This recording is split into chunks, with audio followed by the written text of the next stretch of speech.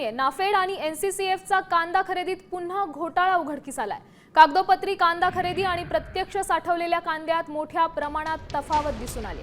खरेदी केलेला कांदा देखील कमी गुणवत्तेचा आणि काजळी लागलेला म्हणजेच अति जास्त ओल असलेला काळा पडत चाललेला कांदा निदर्शनास आलाय। नाफेड आणि एनसीसीएफच्या कांदा खरेदीतील गैरव्यवहार आणि घोटाळ्याचा अहवाल साम टीव्हीच्या हाती मिळालाय। मोठी बातमी म्हणावी लागेल। नाफेड आणि एनसीसीएफच्या कांदा खरेदीत हा मोठा घोटाळा सध्या उघडकीस आलाय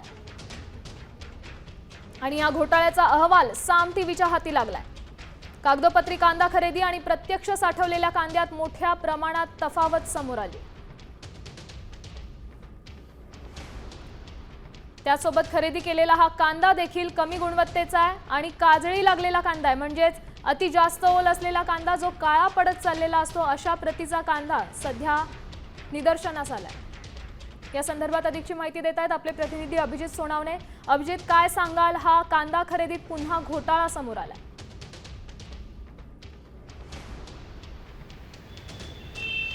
अगदी खरं आहे, दरवर्षी नाफेड आणि एनसीसीएफच्या कांदा खरेदीमध्ये मोठ्या प्रमाणात अनियमितता आणि गैरव्यवहार आढळलेले होते। मागच्या वर्षी साम टीव्हीने या संदर्भातली बातमी दाखवल्यानंतर केंद्राकडून या सगळ्या संदर्भात कारवाई करण्यात आलेली होती। यावेळेस कांदा खरेदीची पद्धत बदलण्यात आली, मात्र कांदा खरेदीची पद्धत बदलून देखील कांदा खरेदीतील अनियमितता, गैरव्यवहार आणि घोटाळा कायम आहे। माझ्या हाती आता जो अहवाल आपण बघतोय, या अहवालामध्ये स्पष्टपणे नाफेड आणि एनसीसीएफच्या कांदा खरेदीमध्ये गैरव्यवहार आणि अनियमितता आढळल्याचं समोर आलेलं आहे। सगळ्यात महत्त्वाचं म्हणजे जिल्हा सहनिबंधकांचा हा सगळा अहवाल आहे आणि यामध्ये स्पष्टपणे नमूद केलेलं आहे की नाशिक जिल्ह्यातील नाफेड आणि एनसीसीएफ यांच्या मार्फत खरेदी करण्यात येणाऱ्या कांदा खरेदी केंद्रावर अनियमितता आढळलेली आहे। यामध्ये कुठल्या प्रकारची अनियमितता आढळली आहे ते देखील या अहवालामध्ये नमूद आहे।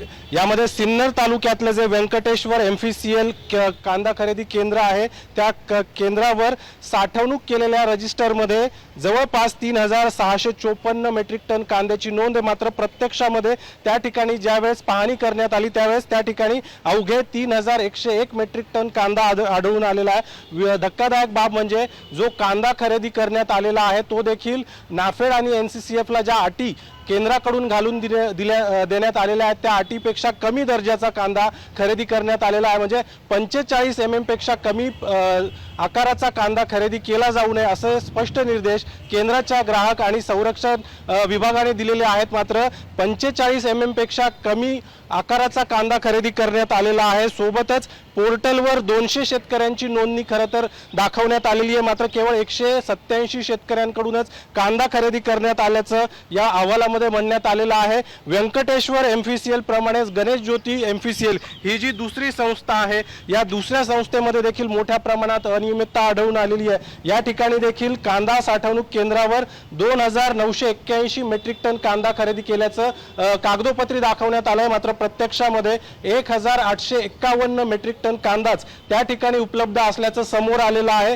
त्या ठिकाणी देखील ऑनलाईन पोर्टलवर 171 शेतकऱ्यांची नोंदणी करण्यात। धन्यवाद तुम्ही दिलेल्या या सविस्तर माहितीसाठी। आता isakal.com आहे देशातील नंबर 1 ची मराठी न्यूज वेबसाईट। प्रत्येक अपडेटसाठी isakal.com ला नक्की भेट द्या।